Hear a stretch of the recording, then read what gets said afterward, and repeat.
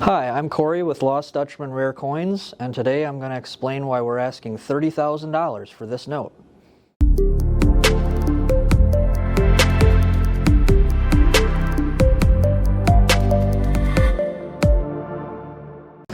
All right, Cory, so this is a super cool note. Why don't you tell me a little bit about it? So first things first, we can see it's graded 67 PPQ by PCGS Banknote.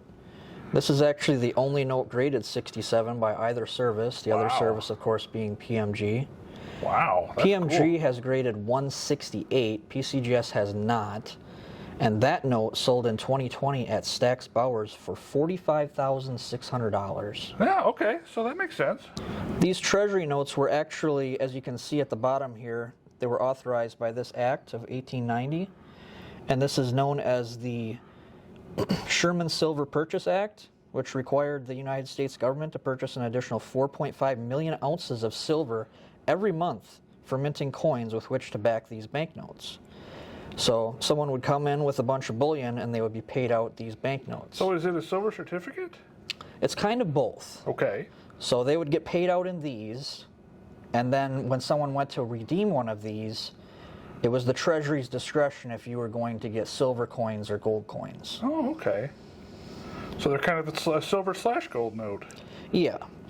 And then they actually killed these altogether with the Gold Standard Act of 1900. It required the Treasury to retire and cancel all of these, and they were to be replaced with silver certificates. Huh. That's really cool. One thing you might notice right away with the serial number is it ending with a star. I was just going to ask, is this a star note? This is not a star note. Star notes did not actually become a thing until 1910. Prior to that, this was just kind of a design flourish, you know.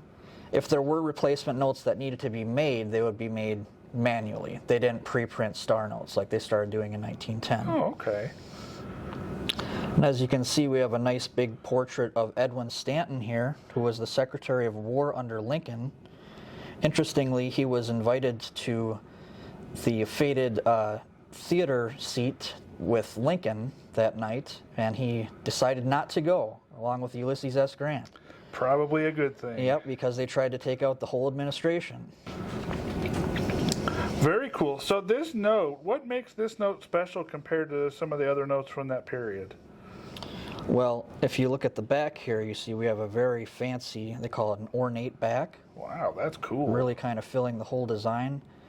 This was a product of several engravers at the BEP at the time, and the funny thing is, opponents of it decided that such a filled design, it was going to be hard to distinguish between counterfeits.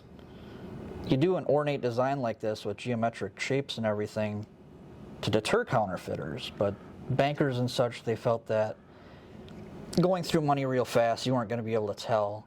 So after this, they went with an open back design with the series of 1891. So these are much scarcer, much more in demand because they're much more beautiful, of course.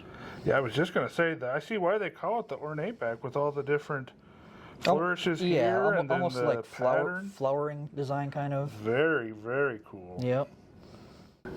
Thank you for watching, and I hope you enjoyed this video.